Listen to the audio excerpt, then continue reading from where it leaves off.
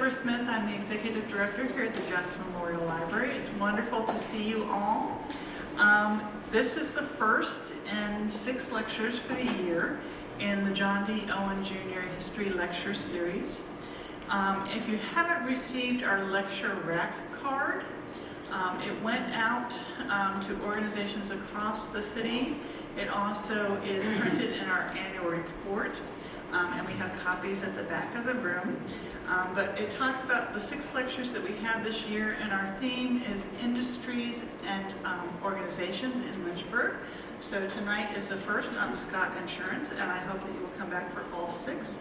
If for some reason you can't make it, the lectures are on Wednesdays at 5 p.m. and we also record them for our YouTube channel, so you can check YouTube for past lectures and most recent lectures.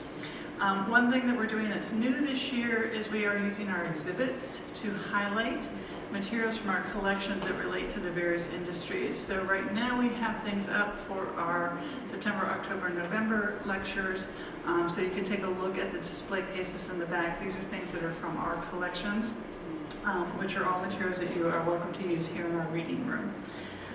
As you probably know, Jones Memorial Library is a special library. We focus on genealogy and history, and our services and programs are primarily supported through an endowment that was established by Mary Watts Jones in memory of her husband, and that was in 1920.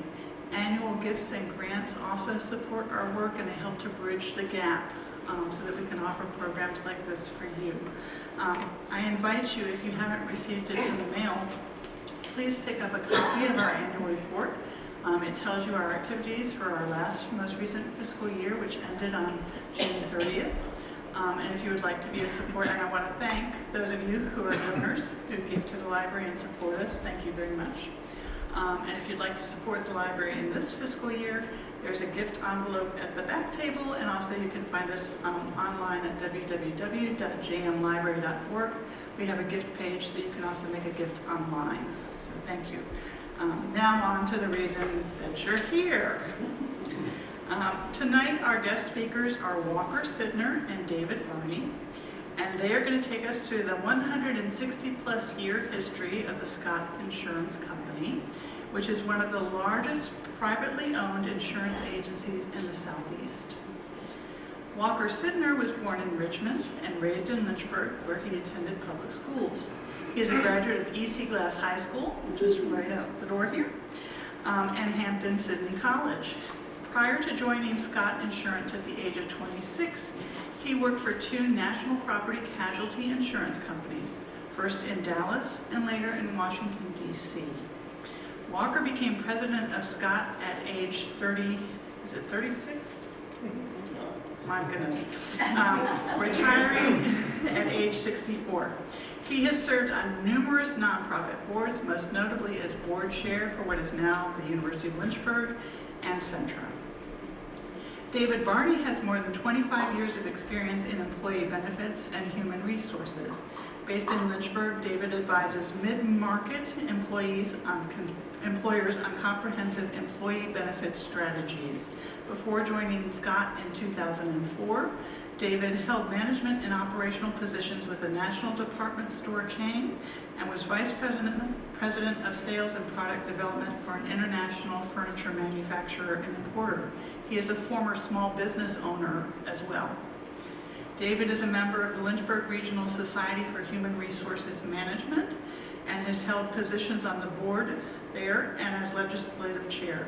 He has served on boards of local educational and healthcare nonprofits and is currently a member of the National Association of Benefits and Insurance Professionals. David is a graduate of the University of Virginia. So I'd like to invite Walker and David up to the podium. If you could hold your questions until the end, we'll have about 10 minutes for Q&A at the end. So thank you.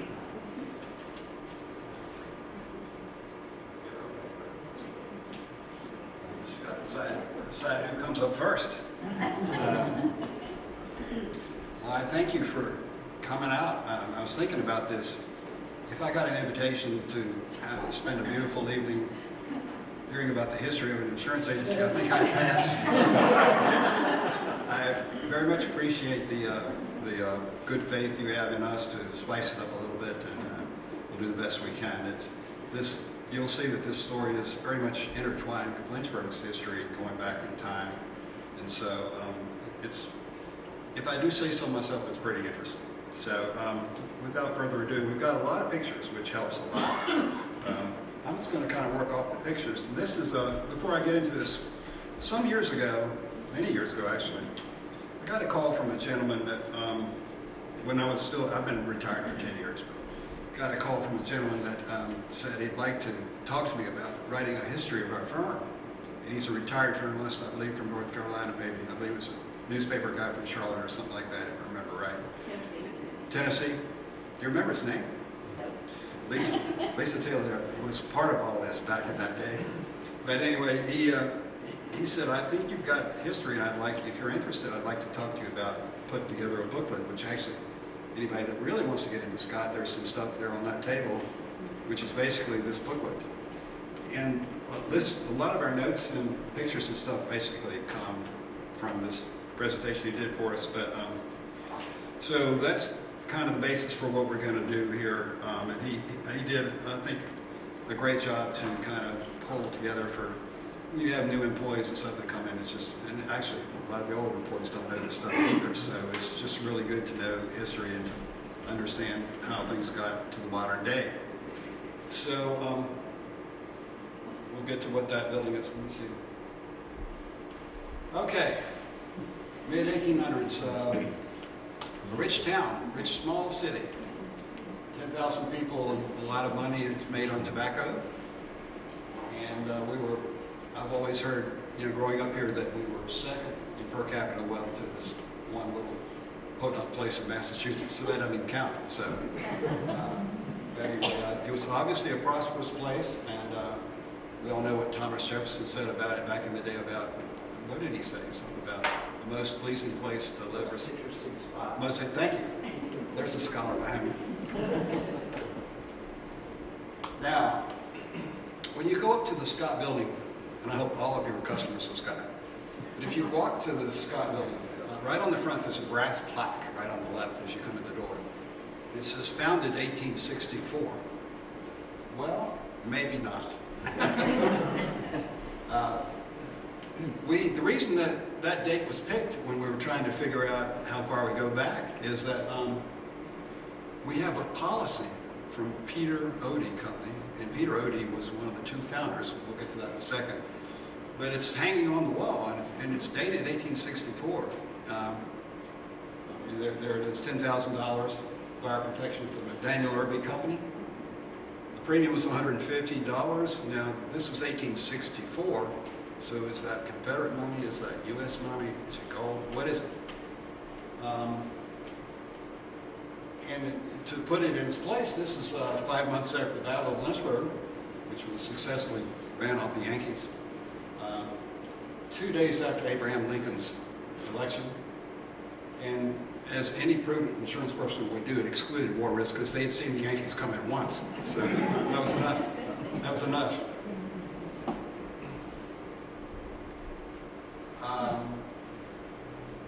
So Peter Odie, the guy that supposedly founded it in 1864, was in the Union prison in 1864. So it's kind of, it seems impossible that could be our founding. But then the question is, where did that policy come from? I mean, who issued it? Because he and his other partner was no better off than he was. So Charles Blackford was fighting and didn't quit until Appomattox, which was later. And then an ad, well, the Lynchburg News said that the firm was founded in 1868. So you can say, well, we're just quibbling over a few years, and I guess that's true. But and there's actually an ad, and you see down at the far, well, 1867 is what the ad claims. The firm itself is saying 1867, so I'm guessing that's probably right. And I think our advertising department, when we put our new building up in 1991, was a little over exuberant with their date. That's all right.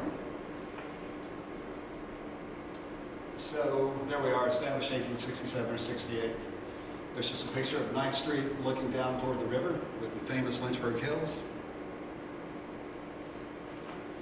So here are the two guys that are credited with starting it all.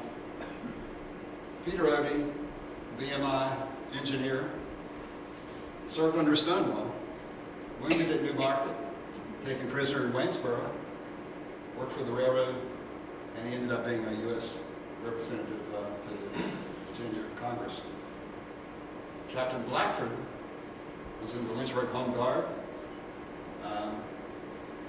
He's in Charlottesville. He's UVA law, you can see that, 1855. He got a degree apparently in law, but he apparently he had no way to get back to Lynchburg except walking down the railroad tracks. And he managed to flag down a train when he got about near the Tower River, I believe it was. He got the train to stop, and the conductor took video and let him ride all the way into Lynchburg. And he became successful not only as an insurance agency founder, but he was in the banking business. And then he sold out to Peter Odie. So they moved to the Lynch building, which is 9th and Main, where the Bank of the James is now. And that was 1883. And they stayed there a long time. I'll get back to that in a minute because our researcher that put together our little booklet got to interview a couple of people that were in the Lynch building before. Both of them are gone now, but they didn't have a very high opinion of the Lynch building. We'll get into that in a second. But that's where we were for a long time.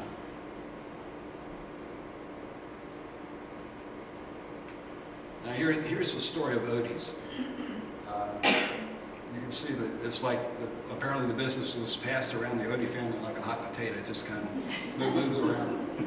There's all kinds of action going on.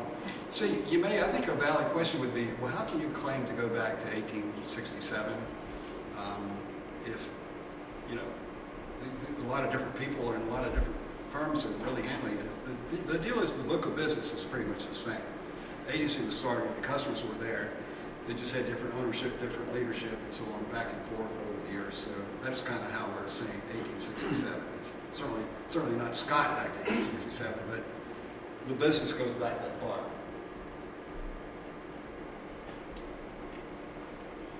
So here comes James A. Scott, brother-in-law. Saw a good deal and married into the family. It's all good. And they, again, some different names here. It was Odie Scott, and then all of a sudden Calhoun.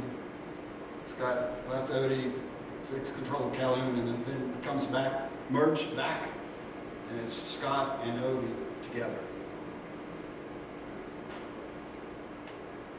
Let's talk about the 20s. Our researcher found out a little bit about Lynchburg back in the Roaring 20s, and it sounds like it was indeed the Roaring 20s around Lynchburg. A good place to have fun, because everybody was very excited, forward-looking, feeling good about stuff. Little did they know what was to come in the 30s, but that's another matter.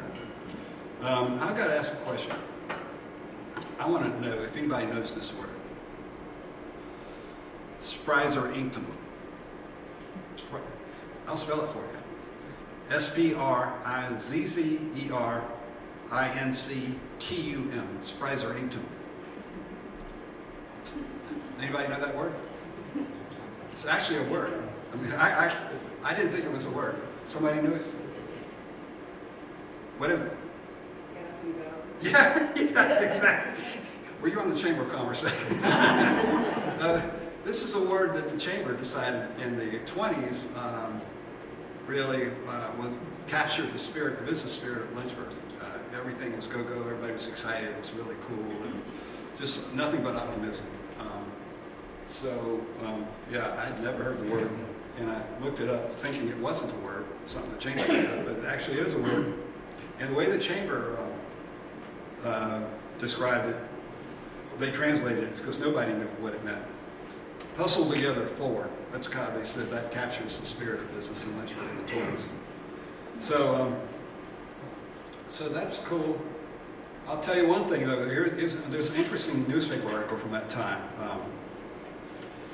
Not everybody in the surrounding area was impressed with Lynchburg's Sprizer Upton. Here's a story from September 4th, 1921. The title is, Otto is Prepared to Fight Gang of Stone Throwers. Lynchburg, Virginia. Local automobilists who frequent the Boonesboro Road in the vicinity of Boonesboro, some 7 miles from town, are going armed now, as a result of cars being stoned at night by a crowd of white men. It is thought that the gang of ruffians is endeavoring to break up the heavy traffic over this improved road. Friday night, 15 cars, mostly of prominent residents of Lynchburg, were marooned at Boonesboro, the occupants being afraid to return to town because no one was armed. After waiting a while, a car came in which there was a revolver, and the owner of this went back to the scene of the rock throwing and fired at the men. Motorists are now urging all who go that way to go armed. The road is a part of the Natural Bridge State Highway. So, you know, it may have been a good time. The 20s may have been a good time to be around here, but not everybody was impressed. So, 40,000 people, industry and opportunity, as we've already talked about.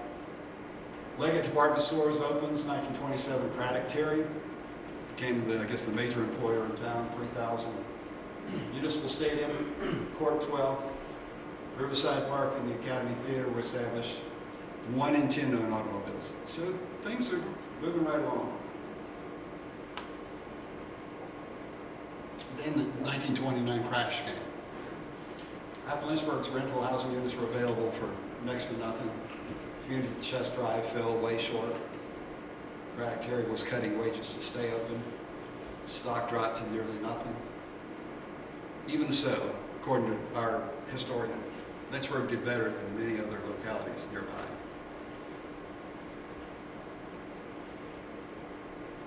But there was some neat stuff in the 30s. Paramount Theater with a fancy organ opened. WLVA radio went on the air. The Oakwood and Peakland neighborhoods were established and opened.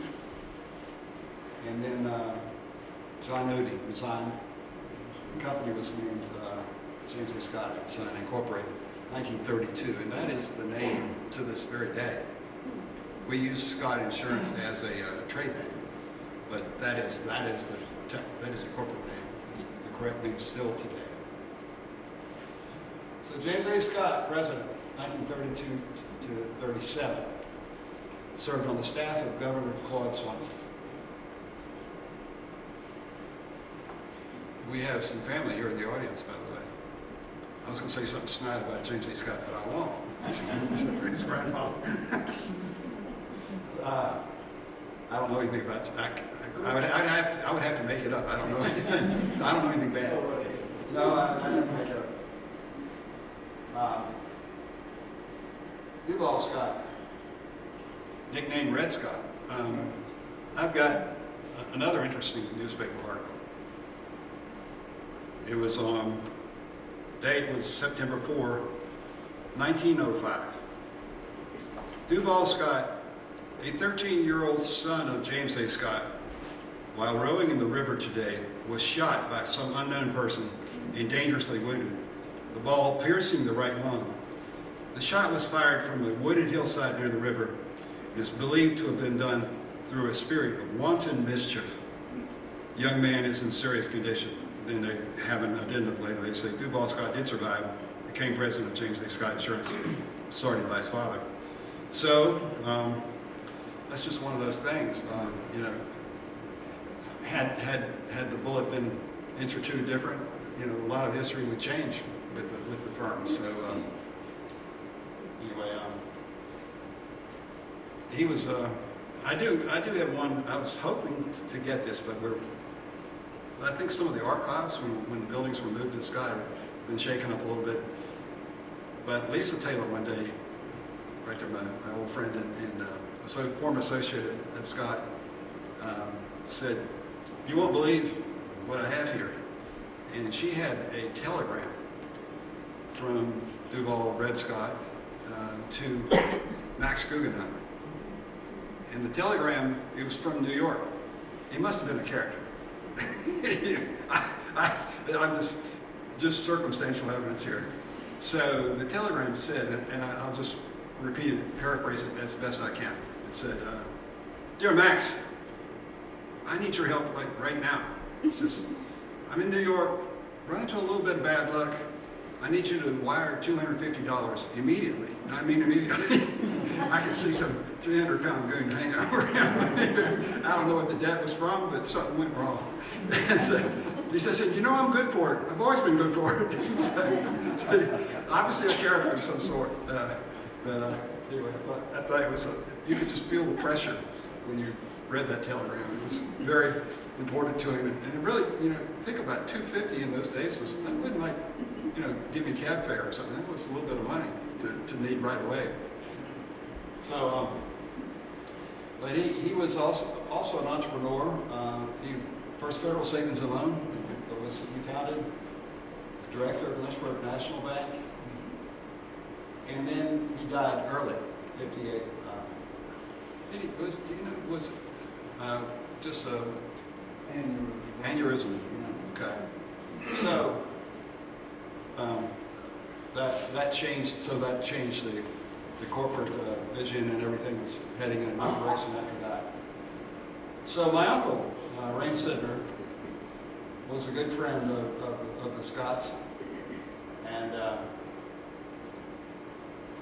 the widow of Mrs. Scott came to Uncle Rain and said, "I'd like you to buy this agency." Well, Rain was a Mass Mutual career life insurance man, and so, which you'd say, well, Rain is an insurance guy, but the life insurance world and property and casualty are almost unrelated. They're so different.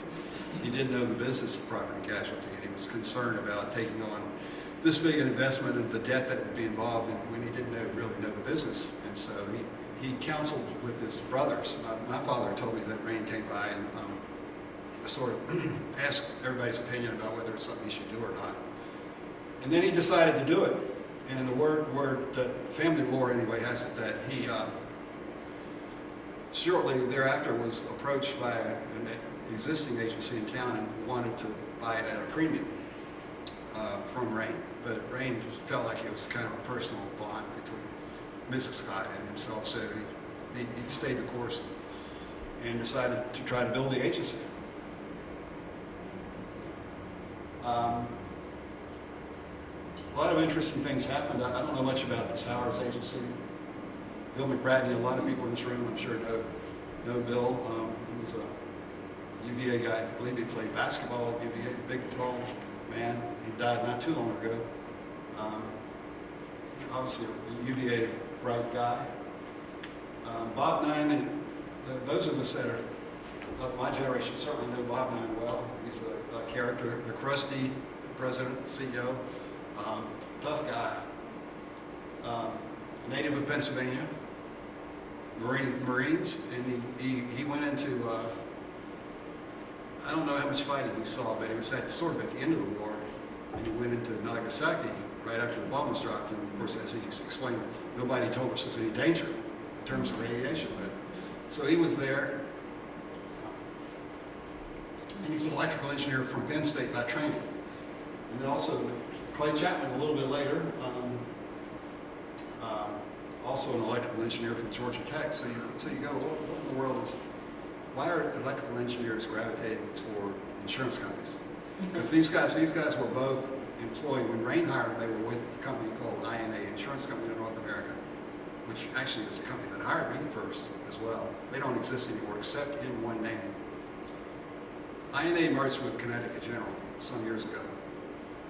And you get Cigna. And for the rest of it, INA is gone. So except for those initials that are in that prominent company, that's the end of INA. And when I was with them, they were like the most prominent property casualty company in the world. They invented the package policy. They invented the homeowners, and a lot of the stuff we take for granted today was from their labs. So, but anyway. So these two guys, electrical engineers, were working for the reason insurance companies wanted people with engineering background is so that when, like they wanted them to inspect, when an agent brings a piece of property to you to offer for insurance, you want them to inspect it with their engineering training and see if the wiring and everything is safe and to have knowledge about it. what is a good risk insurance-wise. So insurance companies after the war hired a bunch of these guys like that. And then Rain knew them through calling on the Scott agency. He realized he needed property casualty people who knew what they're doing. He sold them a minority interest in the agency. And that was, we're getting close to my time where these are the guys that I knew, worked under. They were my bosses at first, Bill, Clay, and Bob. So there's the Scott building I joined in 1976. And, still there. Doesn't say James A. Scott anymore. It says Horizon Behavior Services or something like that. And it's a very unusual building, I'd say, for Lynchburg.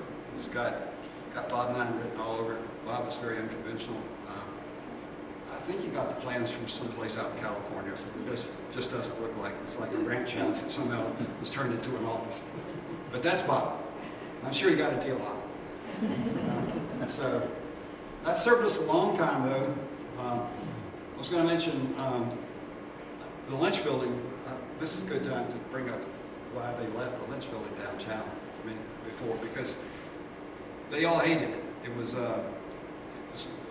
big old brick square building that was hard to heat and cool. That had no air circulation to speak of. In the ground floor they had a restaurant with a grill. So, and they had kind of a center area so you basically would be feeling and smelling the restaurant below you all the time. And it was owned by a coal company. The Lynch building was owned by a coal company. And it was heated by coal, so all this coal dust was everywhere. So Nine just hated it.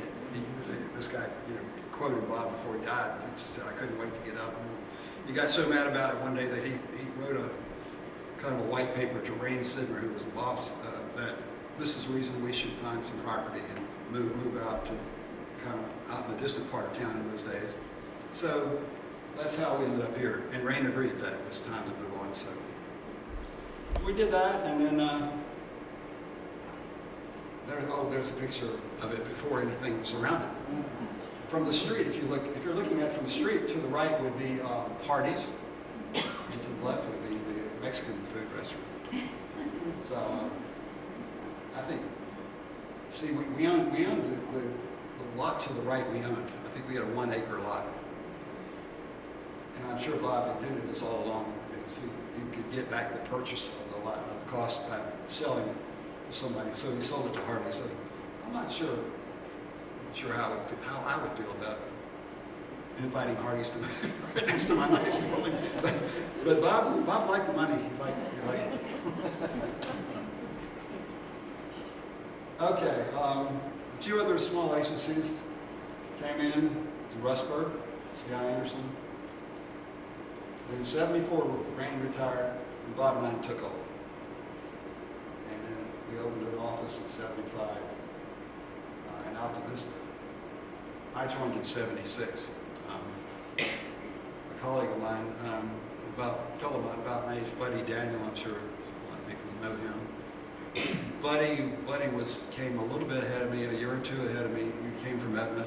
The system back then was that you would get your training with a national company, and you would sort of kind of know how the ropes work and know some insurance coverage and so on, so that you wouldn't come in untrained.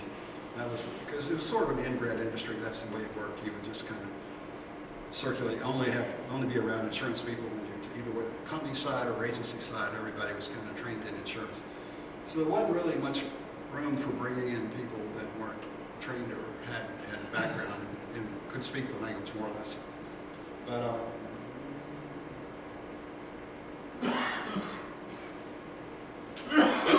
this is something that's important for our company, and I don't know how many people are familiar with what an ESOP is. It's Employee Stock Ownership Plan. An ESOP is a company that invests primarily. It's not a company, but a retirement plan that invests primarily in your own company stock. So it is a true retirement plan, and it has certain tax advantages because it is a retirement plan. And it is a way that you can actually, in this case, we had 3 principals that were very close to each other in age. So typically, if the principals were different ages, like one guy would say to the other, I'm going to retire, you buy my stock over time, that would be kind of how the transition would keep going. But in this case, they were the same age, roughly.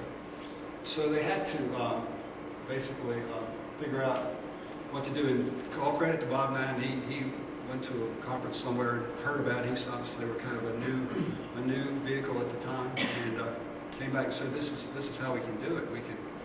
You can buy out, you can have your ownership bought out with basically pre-tax money, and there's really hard to, I don't know any other ways to do this. So he worked it out, and we put our ESOP in '75, and I think we were the first ESOP of any kind in Virginia, and one of the first, insurance ESOPs in the country. So we're very early pioneers with employee ownership, and that over time became a real central theme of Scotch. That was employee ownership. Our ESOP is kind of what we talk about all the time. It's part of the culture. So with that, again, without that, they would have sold to some outside firm, probably a public traded company, and I wouldn't be here. I mean, a lot of things would be entirely different. So it is a way to keep. One thing great about ESOPs for a community like Lynchburg is you can actually have locally owned companies that can stay, can perpetuate here and not sell out. Because certainly communities do better when executives of companies live in that town, and it's not transferred to somebody in New York or whatever.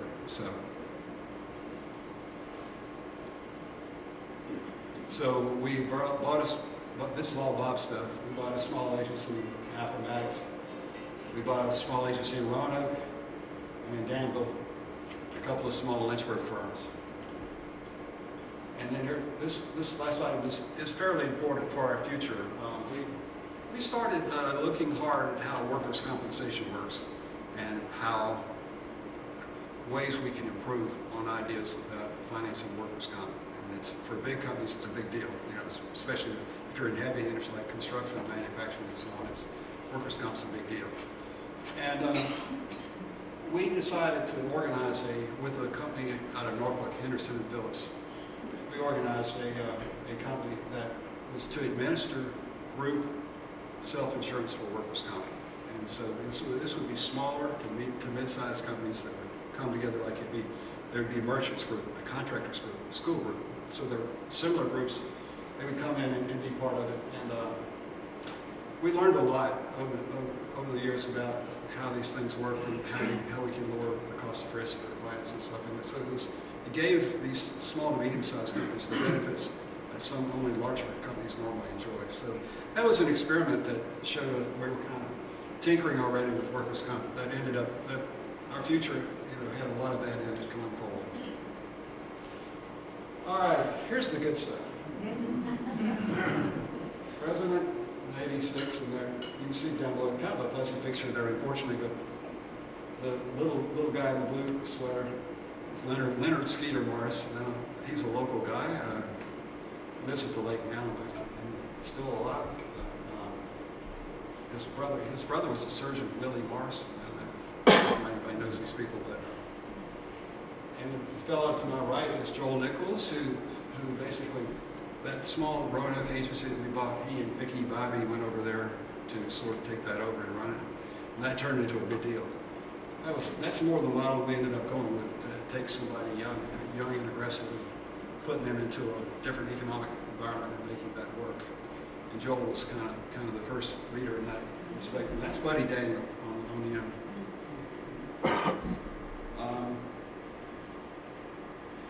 So the second, I've already mentioned that usually the insurance industry is kind of inbred, and that you're supposed to know the business to be able to go out and sell or do anything. Well, actually, I happened to run into a guy that built a giant agency in Alabama. He's a character. He is a farm boy from Kentucky who played football for Bear Bryant when Bear Bryant was at Kentucky, not Alabama. But he just was a tough, hard scrabble guy, but extremely talented. He had the ability. He could talk to anybody in this room just for a minute or two, and then you pull him aside. He could tell you everything about you. I mean, he just has this instinct, intuition about people that was amazing. And I met this guy. He was in this firm got to be like one of the biggest agencies in the country. and he was a featured speaker at some event I went to, and I got to know him. And his deal was that this thing about requiring insurance knowledge is bogus. That what you want, if you're going to really build a dynamic firm that can do things, you want sales talent.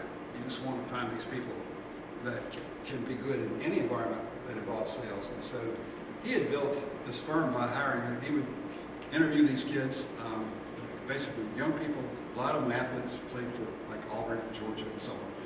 And so he would interview these guys, and he could pick them and turn them loose, and lo and behold, he was mocked for a while.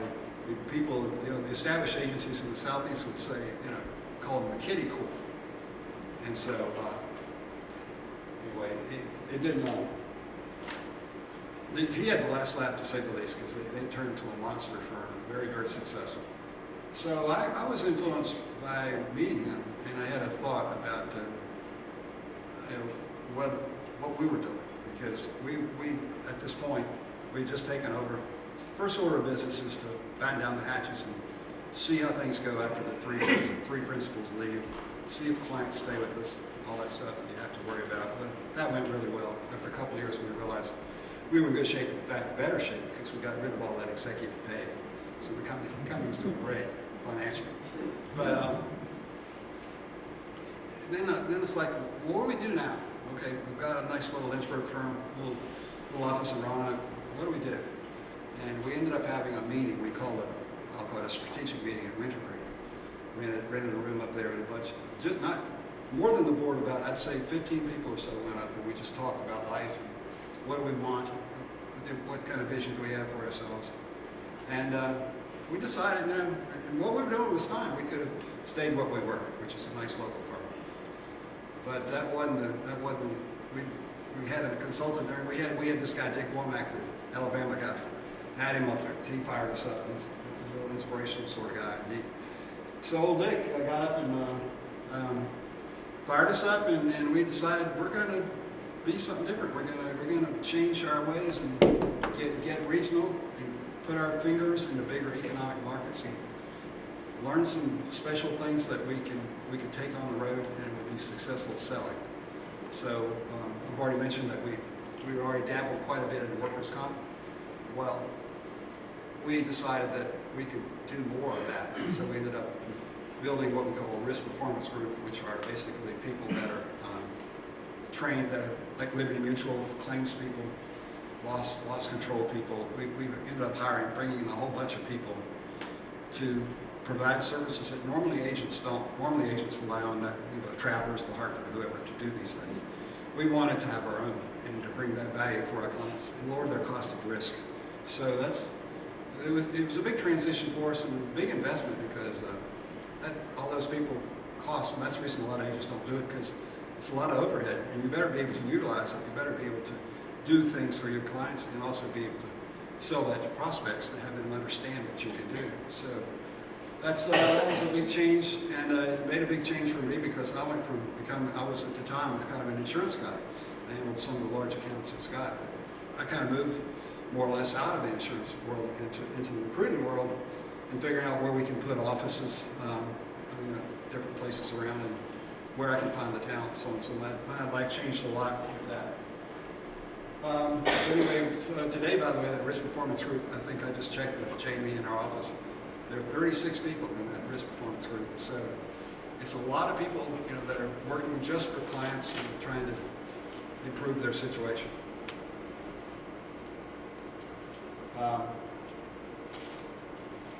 There's our new building, the one on Grace Mill. That's our grand opening. I had a little bit of hair at that moment. 1991, October 22. I remember that date. Actually, we moved in September. We moved on a 10-mile day. That's why I remember, because the time I was very active when the 10-mile. Not only that, I had a celebrity guest staying at our house. I had Frank Shorter staying at our house. And so the day we had picked to move was the date of the 10-miler, and I did not help a bit with it. I ran the race and hung out with Frank, so I still have killed him. We had the dedication a little bit later. And there's a picture of the pretty building from it. And I say my partner Buddy Daniel was mainly in charge of the construction. And I think if you figure out that's 1991, I think all those years ago, I think it's held up. I like the style. I think the appearance of it is great. He did a great job. He and I picked out the general style. He oversaw the whole deal, and he did a great job.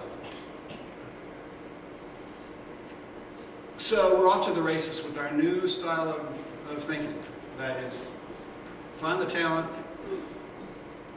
put our fingers into bigger economic markets, and then give the talent something to sell. Give them a unique service that our competitors don't have. So those are the three elements of it. And so I'm on the road a lot, going to these different places, and the key is to find, especially the lead. The first person has to be good, because think about it. If you're going to like Nashville or Charlotte or something, nobody knows our name. Nobody's ever heard of Scott. And you've got this one young person with maybe one or two helpers calling on big businesses that we want to entertain, and you know, it's really hard because you probably can't even get an audience a whole lot, but it takes perseverance, it takes talent to make this work. And we were fortunate to have some great leaders. For example, Richmond Hushmock, who's now the president of Scott, was the person that led that charge. Greensboro's a guy named Brett Reeves, just a great guy. And it's up and down the line in every case I can tell you about the leadership we had that caused the success. It could easily fail because it's hard. And then there's two references there to captive. One is employee benefits, which I profess I don't know much about employee benefits at all. But David Barney does. He's our senior executive around here, and he'll talk to that in a second. But we did the property and casualty captive. A captive is a company where you set your client up to run their own insurance company. And our job is to set up the accounting, to set the structure up, to buy the reinsurance for it, you know, in case losses get bad, you need reinsurance. And then because we had built our risk performance group, we do the claims just like we're the insurance company. We do the loss control just like we're the insurance company. So we in essence become that insurance company instead of an agent. And that was a big transition, and we've had that was toward the end of my career with Scott, but that was the most rewarding thing to do business with your clients as fellow business partners instead of as a vendor. It was really a really big deal for us, and it went great. Still thriving, and the clients are getting great results. Our people really know how to manage workers' comp, especially, so the cost of risk is low. Anyway, very exciting stuff for us, and the transition from what I call, you know, normal small town or mid-town size agent into something different is we're now a large, pretty sophisticated company. I think that's about it for me. David Barney. Yeah, so it's been 10 years, so all the rest is on David. Hey, Walker will be back for question and answer. So I'm David Barney. I should have mentioned in my bio, I'm also an EC Glass graduate with Lisa, Walker, and some others here. And I work in the employee benefits field, so I advise clients, employers on their employee benefits with the goal to have them spend less money for better benefits for their employees and try to keep those employee groups healthy. Walker mentioned the captive, and the employee benefits captive was founded in 2013, and it's a different kind of captive than Walker described, but it has a lot of the same principles, and I would say in general, it allows for smaller employers, 50 to 150 employees who are kind of stuck in a very challenging, structured, inflexible market to band together to share risk with other similar sized employers, and then it provides them a lot of freedom in how they run their plans and how those plans function financially. So that did begin in, I want to make sure I get my date right, 2011. Sean probably could have told me, one of the founders here, retired.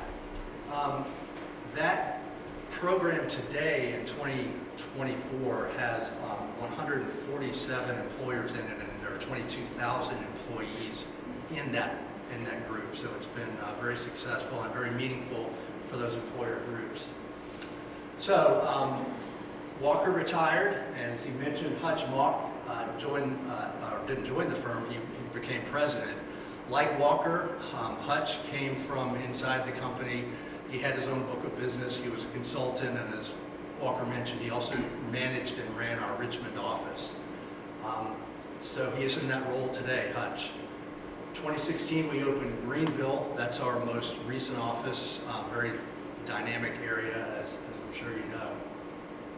So in 2021, if you've been around the Graysville Road area, you've seen our new building. You may recall that it was I guess it was Framatome or Riva years ago, and now it is the Sydnor building right across the street from our main building. That is named after or in honor of Walker and Rain Sydnor, past presidents of the company. So we're very proud of that building. I'll show you a couple of pictures.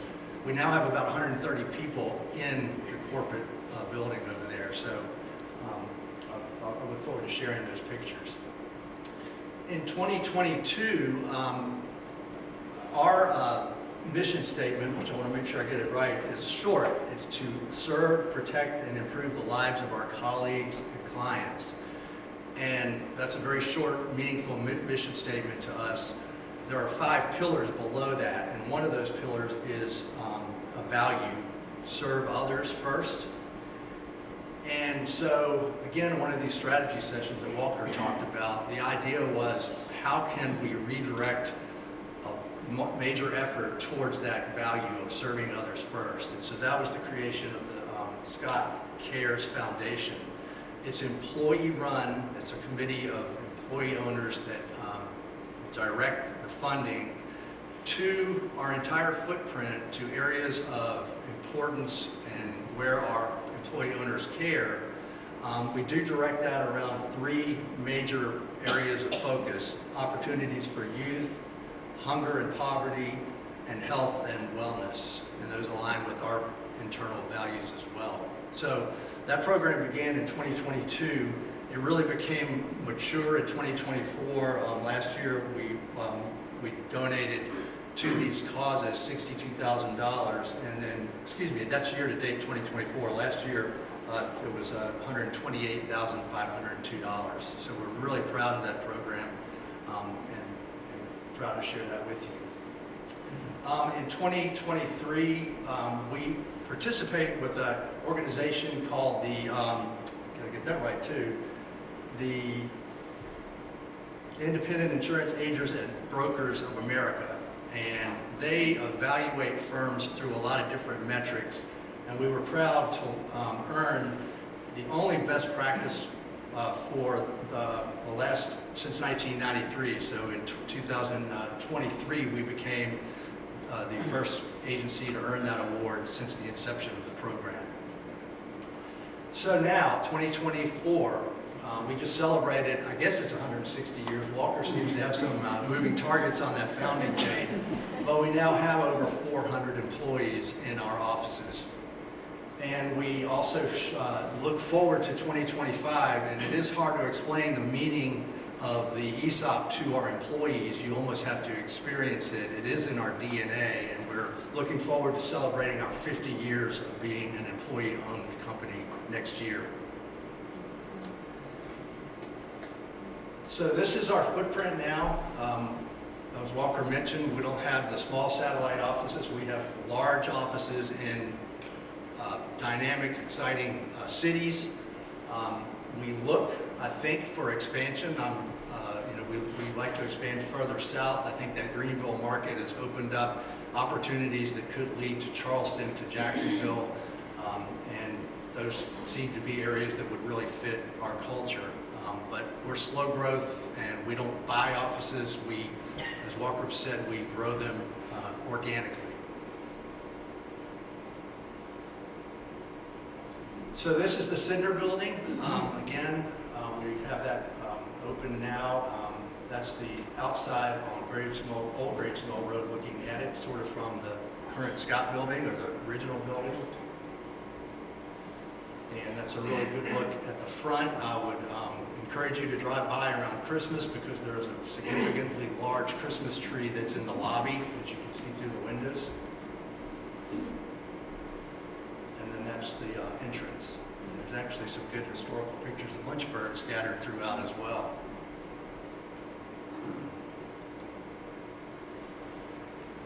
So, thank you all for coming. Thank you, especially friends that have come from a long way, and we do appreciate that. And we'll open up for questions.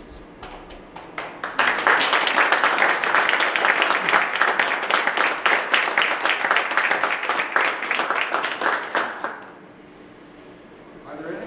Another question, Walker. Was, Sean, you can't ask questions. That's Walker's my old boss. I'm going to be really nice. But that's one of our stars out of Greensboro. Thank you. It's meaningful because today is September 11th. But Yeah. you all, or we, I guess, launched Generations, which is the property casualty. Was it not on September 11th, 2001? I don't. I think it was. I think it was Yeah. on the day of 9/11, Yeah. which is not a good day to start No. insurance. Yeah. No. Yes. In terms of dollars, how much insurance do you all have? Oh. A couple of million? I mean, I didn't hear any dollars. No. Well, we the agency itself. I don't think this is privileged information. The agency itself, in terms of our revenue, that's nothing to do with what we place with insurance companies. But our revenue is over $100 million now, annually. So that's a large agency. If you translate that into if roughly that is 10% of the insurance volume that we place, which is a reasonable rule of thumb, you can do the math, and 100 million times 10 would be about what the premiums are. Yes, ma'am. Correcting the record, not a question. But it was I just not give the couple that produced that book, give the wife of that couple short shrift. It was not just him. Okay. She did the dirty work. She did all the transcribing of the Yeah. interviews and the organizations. I can't remember the names, but I just don't Yeah. forget them. I just remember he's the one that called me. Yes. Yeah, right. Bradley. Two questions. What is the oldest policy that you know you have still outstanding? And when did the pink envelopes come out? Oldest policy. You mean the one hanging on the wall? Well, that one I assume has been claimed. Oh, Unclaimed policy that, I mean, do you have to keep well, them around? you can't have it. So just because it's unclaimed doesn't. Right. I mean, do you keep a record like of people who haven't claimed policies? You know, this You talking about life insurance? Or you talking about what? both life, personal, property? Yeah, I don't know. You got any thought about it? I mean, property casualty policies expire. They're like animal. Okay. So they're done. Okay. But life insurance would be different. We're not really a big life insurance agent. We tried some various things in and out. Still full of, you may recall, Uncle Rain was a Mass Mutual. For a long time, people believed that the life insurance that Rain sold was part of us, but actually we never got anything out of that. It was a separate operation. And we had a couple of people come through the agency as Mass Mutual for a while, like Rick Scruggs, Buck Bradley, Ken Kowalski, were there at various times briefly as Mass Mutual people. But again, that was believed to be part of Scott, but it really was always separate. So we really don't have any more Mass Mutual around. That's stuff that those guys took what they had and went into different businesses. Yes. Now. I'm interested in that 1864 policy, $10,000 fire policy for $150. What did they have to back up? I mean, did they capitalize with their own money, the people organizing the company, or did they sell stock? Well, that's a good question because when I was thinking, preparing for this and looking at some of the old slides, the agency is an agency. So these people are agents. They are not the company per se. In other words, that policy, Peter Odie and company, I would assume is the agency, but they pass the risk off to somebody, to a company. That's the way agents work. But I got a little confused about that because it's possible that's not true with your original stuff, because there was one of their ads, they were boasting for having deposited some sort of funds of $600,000 in an account to back up. It's like they're acting like the insurance company in the sense that they're boasting about the financial reserves they have. Normally, agents don't really have the risk. Normally, they if you come with Scott, we put you with Travelers. Well, what you need to worry about is can Travelers pay claims? Because it's not really us that pays the claim. So anyway, I don't know if that helped you. I'm a little confused myself because I was just wondering if there was a fire the next day, were you out $9,750? yeah, it's it's a lot we don't know about back in that day. But normally agents don't bear the risk, and they pass the risk to an insurance company that they put the clients with. That's the way it works normally. But it could have been different back in those days, because I did see where they posted. They were bragging about the deposit they had somewhere that backs up their customers. So it could be a blend back in those days. I don't know. Well, again, thanks a lot. I hope it wasn't too terribly dull and boring. That's great.